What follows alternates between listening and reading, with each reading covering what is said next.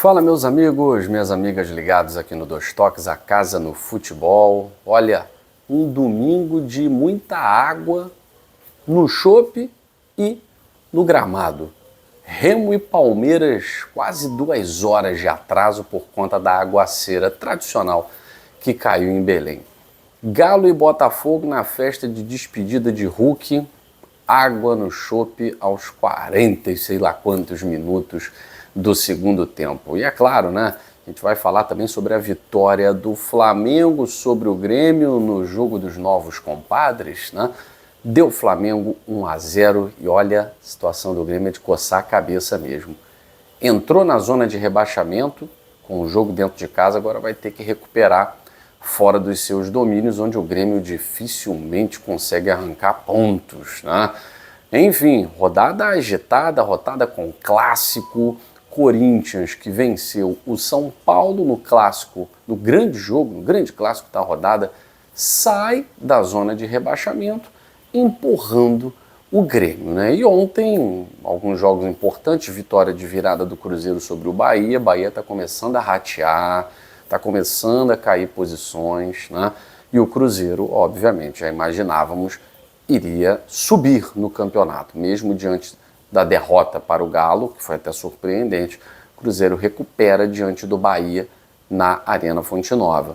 Teve tropeço do Fluminense diante do Vitória, né? Tropeço considerável que o Fluminense deixou de subir. Né? Deixou de subir. Enfim, a gente vai falar aí sobre confrontos importantes, mas deixe seu like nesse resumão do domingão, passando aí por alguns jogos também do sabadão, mas vou falar do principal jogo, né, que marcou a despedida do craque Hulk do Atlético Mineiro. Para os torcedores do Galo, muito emocionante, né? O Hulk apareceu ali momentos antes da partida, a arquibancada o homenageou e tinha que homenagear mesmo, um cara que vestiu a camisa do Galo por tantas temporadas e deixou muito dentro de campo, né? Deixou taças, títulos importantes, título que o Galo não conquistava há 50 anos, né? E voltou a conquistar sob a batuta aí do Hulk. Então, merecida festa para o jogador, que agora vai para o Fluminense, né? Muita gente pensando que o Hulk encerrou a carreira. Não encerrou a carreira não. Se vai render ou não no Fluminense é outra coisa. Mas não encerrou a carreira não, gente. Só saiu do Galo, agora vai para o Tricolor. E no momento em que o Galo estava pensando que ia festejar, né, poxa, mais 3 pontos na tabela, ultrapassando o próprio Botafogo, subindo bastante ali, fugindo da bagunça, né, do fuzuê, do Z4. Nos últimos minutos, né, já depois aí dos 45, o Arthur Cabral, que não fazia gol, sabe-se lá desde quando, e resolveu fazer logo no dia da festa do Hulk, né?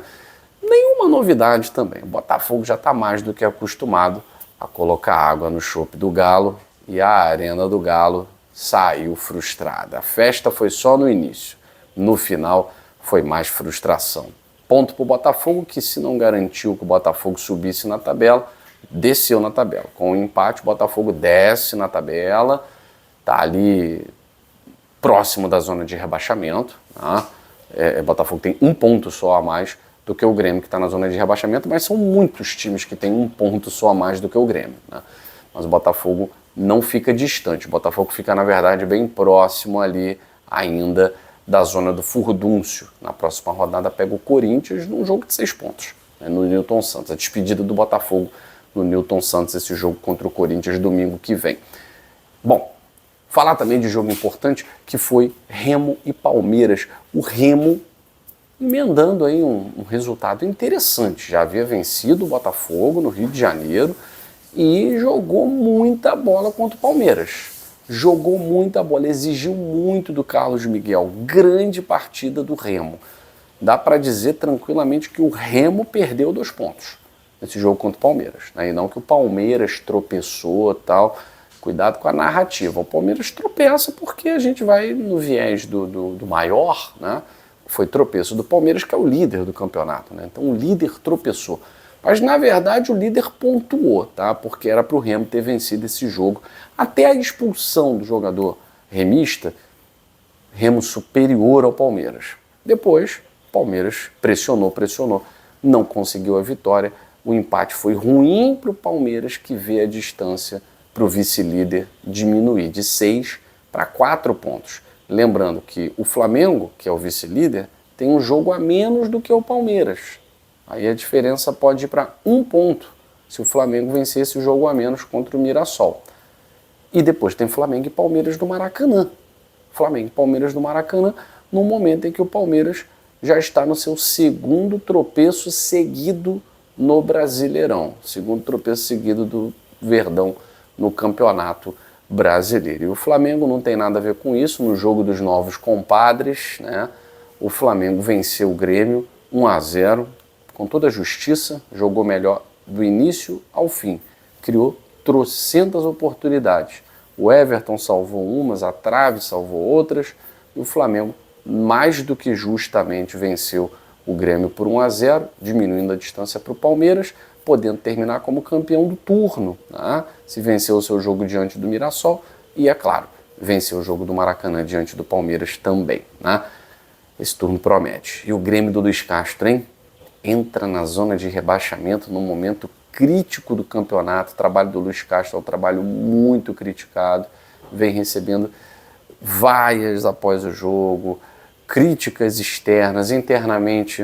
O Grêmio parece que está sem rumo, né? É um time sem criatividade, é um time sem novas invenções dentro de campo. Você não tem a magia do jogador mais habilidoso, não há um improviso, é um time muito burocrático. Enfim, a gente sempre aqui vai defender o início de trabalho, né? O Luiz Castro chegou em janeiro, né? A gente está em maio, 5 meses, também não vai simplesmente dizer o que o Grêmio pode render. Vale lembrar que o Botafogo do Luiz Castro demorou quase 1 ano para chegar no rendimento ideal, né? Mas enfim, o Grêmio entra na zona de rebaixamento e a pressão vai ser muito grande para cima do Luiz Castro e companhia, né? Bom, outro jogo importante da rodada, né, foi o clássico entre Corinthians e São Paulo. Afinal de contas, o Corinthians, pela vitória em cima de São Paulo, né, 3-2, o Corinthians sai da zona de rebaixamento. O Corinthians empurra o Grêmio para a zona de rebaixamento. Então tá ali, ó, 1 pontinho escapou. E agora tem um jogo contra o Botafogo para, quem sabe, embalar, né? Meio de semana, tem Copa do Brasil. Então agora os times esquecem um pouquinho o Campeonato Brasileiro, esquecem os torneios continentais, foco total em Copa do Brasil. E amanhã a gente vai falar muito sobre tudo que envolveu futebol, bastidores e mais um pouco nesse domingão. Beijo grande, até a próxima aqui no Dois Toques, a Casa do Futebol.